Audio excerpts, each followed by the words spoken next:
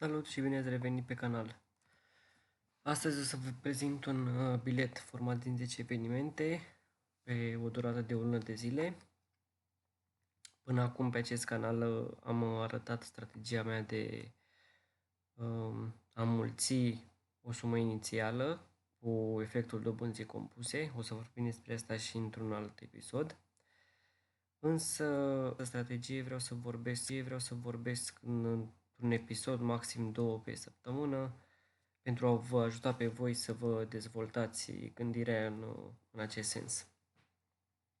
Astăzi o să vă prezint un bilet format din 10 evenimente, diferite țări, diferite campionate,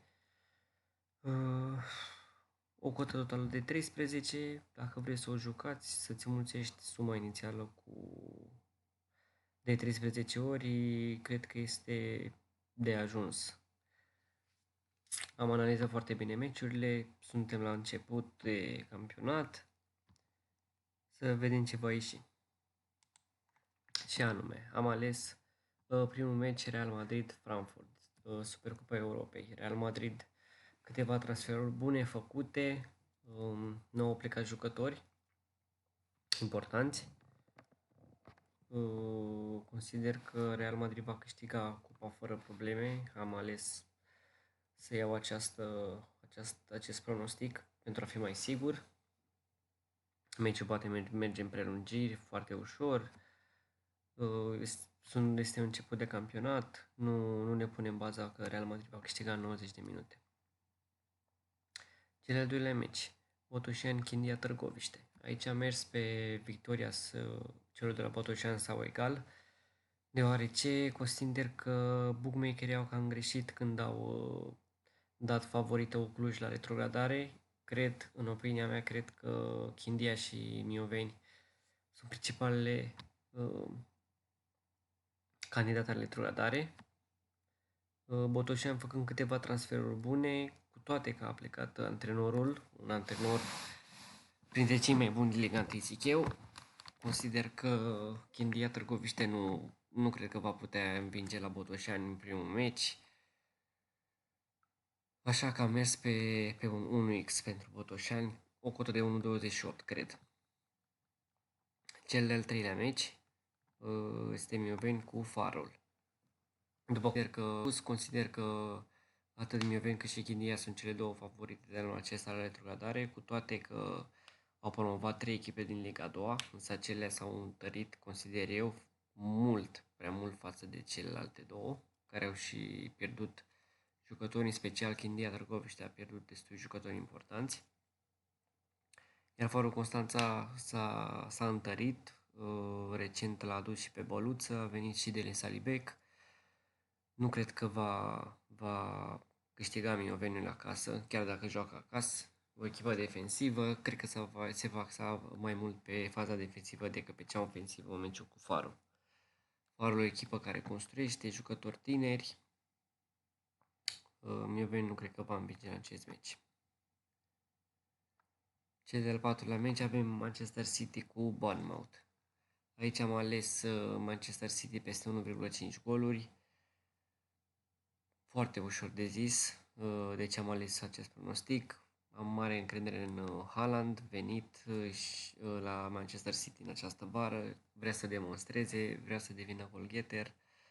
Este început de campionat. Manchester City trebuie să-și asigure o poziție bună înainte de începerea Champions League.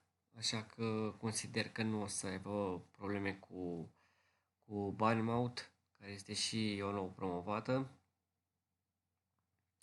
Așa că am mers pe Manchester City peste 1,5 goluri.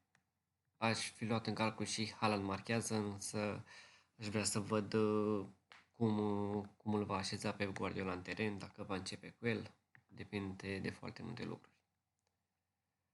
Următorul meci avem Almeria-Real Madrid. Am mers pe victoria celor de la Real Madrid. Almeria este o nouă promovată. Nu cred că are mari pretenții sezonul acesta, în afară de a rămâne în prima ligă. Real Madrid, care va avea concurență serioasă anul acesta cu Barcelona, deoarece Barcelona s-a întărit destul de mult. Este cu totul altă echipă față de anul trecut.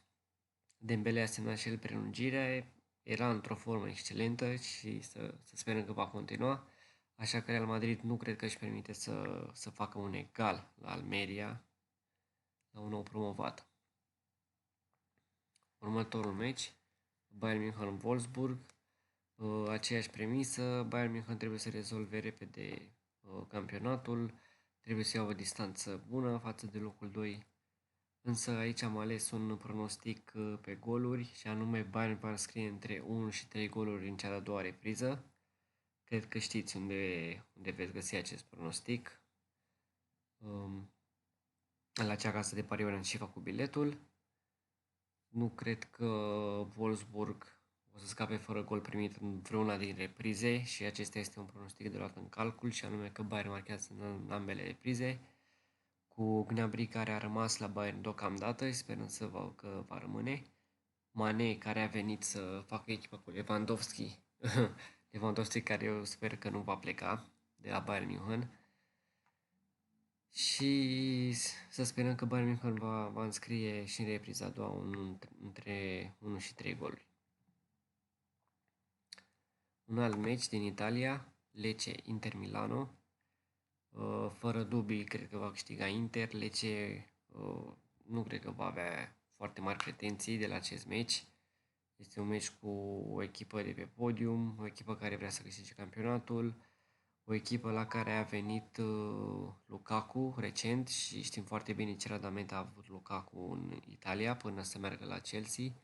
Însă Premier League este un campionat mult mai puternic decât Italia, dar Lukaku s-a pliat excelent pe acest campionat, iar eu consider că Inter nu va avea niciun fel de problemă la această echipă. Așadar, 2 la o cotă, cred că de 1,33, dacă nu mă înșel. Următoarele două meciuri sunt din Olanda și anume Ajax, care are în deplasare la Fortuna Sittard. Același pronostic ca la Bayern, Ajax marchează între 1 și 3 goluri în a doua repriză. Ajax o forță pe faza ofensivă și anul acesta își propune să câștige campionatul cu siguranță. Are forța necesară să înscrie foarte multe goluri. Întrebarea este, de fapt, riscul este ca Ajax să nu marcheze peste 3 goluri în cea de-a doua repriză, în opinia mea. Însă vom vedea. Probabil se vor mai olini și jucătorii după ce vor mai marca 2, 3, 4 goluri. PSV cu Emen, la fel, PSV pe aceeași lungime de undă cu Ajax, vrea să câștige campionatul și ei. Același pronostic pe goluri, deoarece campionatul olandez este un campionat în care se marchează foarte multe goluri. Emen nu poate pune multe probleme, mai ales în faza defensivă, nu are jucători renumiți. Valoarea lotului este mult sub celor de la PSV, iar PSV pe faza ofensivă stă foarte bine, a stat și anul trecut, va sta și anul acesta, sunt sigur. Și la fel și aici este un risc, nu cumva să marcheze peste 3 goluri, însă consider că este un început de campionat și nu vor forța prea mult pedala de accelerație. Într-o final avem 10 meciuri pe care vi le-am prezentat într-un interval de o lună, suntem în 14 astăzi. Iar acesta este codul biletului. Cred că știți la ce agenție este făcut, nu este cazul să mai menționez. Acestea au fost cele 10 meciuri pe care le-am analizat. Sper să vă ajute să luați o decizie. Dacă nu jucați acest pronostic, măcar să fie o pornire. Vă mulțumesc și ne vedem în episodul cu numărul 5.